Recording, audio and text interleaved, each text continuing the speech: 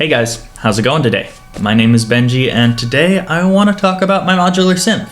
This is a thank you video to everybody watching because I just hit 500 subscribers on the channel, and I wanted to give back to you in some way, and so I decided to answer some of the frequently asked questions about my modular. I started building the synth about 2 years ago, and it's been in its current setup for about a year, so I'm pretty comfortable with all of the things it excels at, and also very aware of the places that it does fall short. I wanted to build this synth to do a few specific things. First of all, I am an ambient artist, and I wanted this to be able to make melodic soundscapes and textures more so than I wanted it to make rhythms or percussive things. I also built this with a generative sequencer instead of a traditional sequencer. I decided to do that because I'm a big fan of generative sequencers. I like being able to set up boundaries and let the machine go. It really inspires my improvisational side, and I come across a lot of happy accidents that I would have never plugged into a sequencer. Another reason why I went with the generative sequencer is a lot of the sequencers I were looking at that were more traditional sequencers were really big, and I'm working with a very small case. We'll get to why in a second. So I did sacrifice some of the functionality of a larger sequencer for the size of a smaller generative sequencer, and so far I have been very happy with it, but in future cases I will probably also have a traditional sequencer that I can use in conjunction with the generative functionality of my case. So let's talk about my case a little bit. It's a small case. It's the IntelliGel palette case. It was the first one that they came out with, so it's the 62 HP version. So why did I go with such a small case? Well, I was looking at portability when I bought it. I was looking at being able to take it out and do live sets in it while really cutting down on the number of things I had to carry to a gig. I was hoping to be able to shove all of this into one backpack, be able to set up and be able to make 45 minutes of music with this and maybe a cassette machine. Then 2020 happened and it f***ed it all up. However, I'm still pretty happy with my case. It helped me keep costs down, relatively speaking, and it also made sure that I was buying with a lot of intention behind things. So there's not a lot of filler in the case, and I don't really have that many purchases that I regret in the case. It's pretty much 100% exactly what I need it to do and nothing more. All right, I think I've talked enough without actually sitting in front of the synth. So let's actually sit down and I'll walk you through what I've got and why I've got it. All right, so here it is. This is my modular. Everything on this table is connected to the modular in some way, so I'll get to these pedals in a minute. But yeah, I'm gonna start over here. So this here is marbles. This is probably the most important module in my entire system. This does all my trigger and CV sequencing. It does all the generative stuff. It's one of my favorite modules ever. It's so powerful. I think it's really underrated, and yeah, I can't really explain everything it does in this video. There's just so much to dig in here, but yeah, I love it. Next up, we have the Noise Engineering Klep Diaz. Now, this module is really cool. It's like a rhythmic LFO, definitely more for like the techno crowd generally is what I've kind of realized, so I might end up switching this out with something like the Oct or something like that, but I do really like how small it is and how much it can do within such like a little small space. Then I have the Pip Slope by ALM Busy Circuits. I think this is the original version. This isn't their new version of it. I really like the fact that it can be looped, so it can either be a triggered envelope or you can use it like an LFO. So I kind of do both, but I usually use it as an envelope. Next, I have my only VCAs, which is this dual VCA by 2HP. I know I need more VCAs in my case. I wish I had more VCAs in my case. That's probably the one thing that I'm really bummed about, is that there's not a lot of room for VCA expansion. You know, next case, I'll start with VCAs. Next, I have this 2HP ADSR. I don't really use this anymore now that I've got the pitch slope because I just kind of like attack release envelopes, but every now and then I'll throw it into a patch. I'll probably end up switching it out sometime for something like a 2HP pluck or maybe even another 2HP VCA. Next, we have the Dixie. This is my main traditional oscillator. Sometimes I use it in LFO mode, but I usually just kind of use it as is for just a voice. I usually run this into the WMD SSF MMF. That's a lot of acronyms. is their multi-mode filter, made between WMD devices and then steady state fade. I like how it has a volt per octave and an FM input, so I can basically run an LFO to it to sort of like modulate the opening and closing of it, but also have something going to the FM that's going to be more of your traditional filter envelope, so I kind of get to do two things with it at once. I really like it. It's, for how small it is, it's really well featured. Next we have the Plonk. I usually use this for bell sounds, sometimes for plucked sounds. It's obviously incredibly versatile and you can make basically whatever you want with it. And then right here I have a Mu Burst. This is clouds. It's just smaller. I'm running the Parasites firmware on it. This puts the reverb after everything instead of it only affecting the affected signal. And then this top row right here, these are utility modules.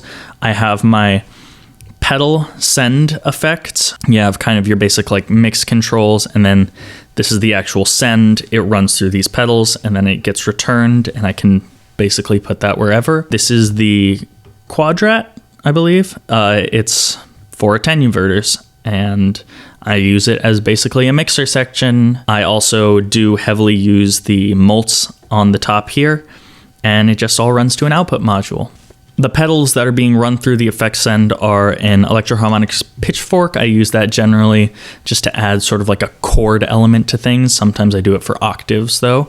This here, which is the Montreal Assembly Count to 5, probably my favorite pedal ever made. It's incredible. It's a weird looping delay that basically has become so integral to my sound I can't play without it. And then I have the Strymon Timeline for the most overkill of overkills. It's an incredibly powerful delay.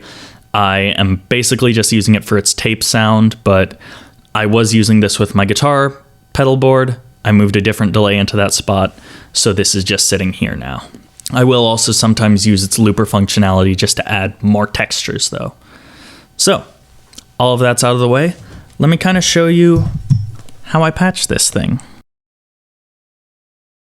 I'm gonna run my Plonk through the pedals up here.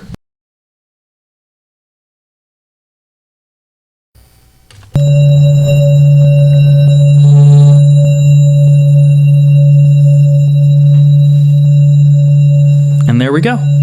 We're already getting a sound. Let me turn that decay down a bit.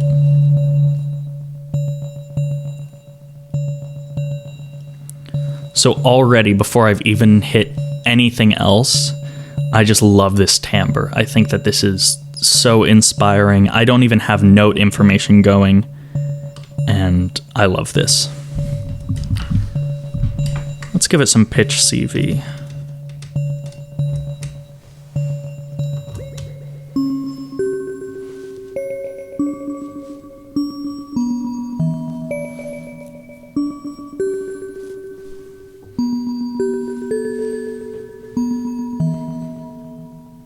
So I really like using the jitter effect as well. That brings a lot of life, because one thing that really can get under my skin with a lot of modular things is it feels very to a grid. And this is probably my favorite little effect that Emily put into Marbles, is the fact that you can basically sort of add some humanity to it, in that things can go from super straight rhythm to incredibly chaotic while still being within the pattern that you're currently in.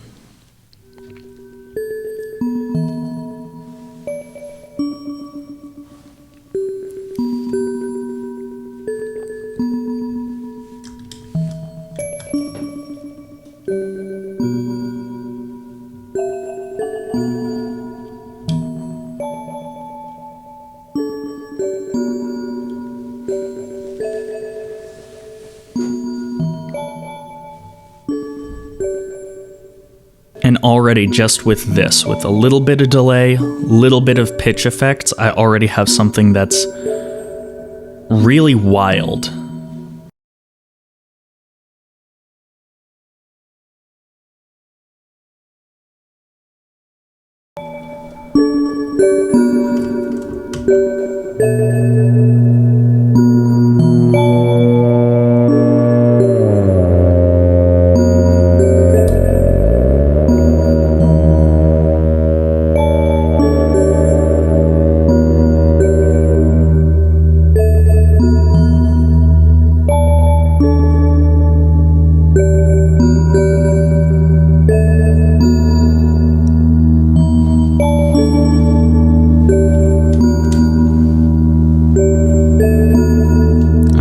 little bit of pitch information.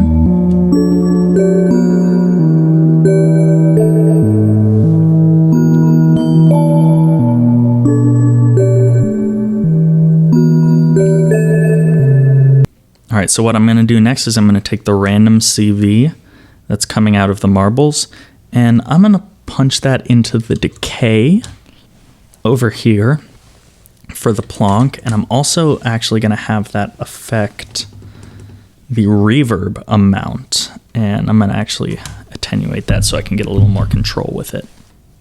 Right now that's going to sound like this.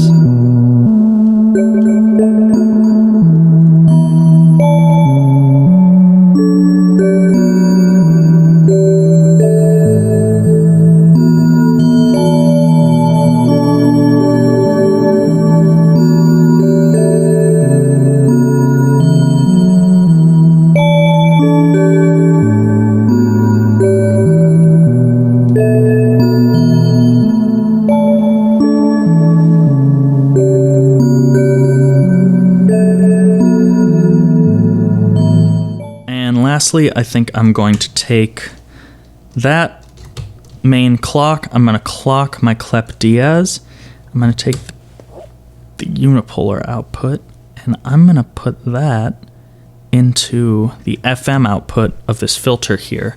And so have this on the LFO mode, so it's kind of going to be moving in like a weird pattern, and hopefully what I can do is I can get that to add some really weird modulation to that droney thing in the background.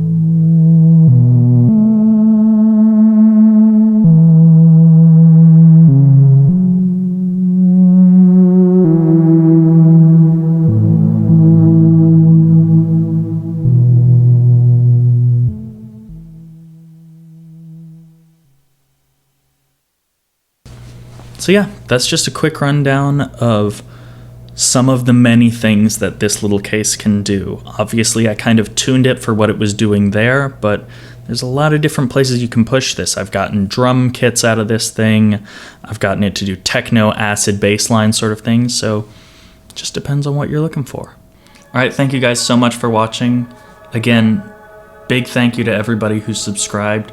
I can't believe that I hit 500 subs. I know to some that's like nothing, but I've never had 500 people watch anything I do. So the fact that I have 500 subs on YouTube is crazy to me. So thank you guys so much for this. If you have any questions about anything, make sure to leave them in the comments below. If you really like this video, hit subscribe. I go live once a week, usually at 3 p.m. on Fridays. I might move that to 4, but for now, 3 p.m. on Fridays. So if you want to get notified when that happens, hit the bell icon below.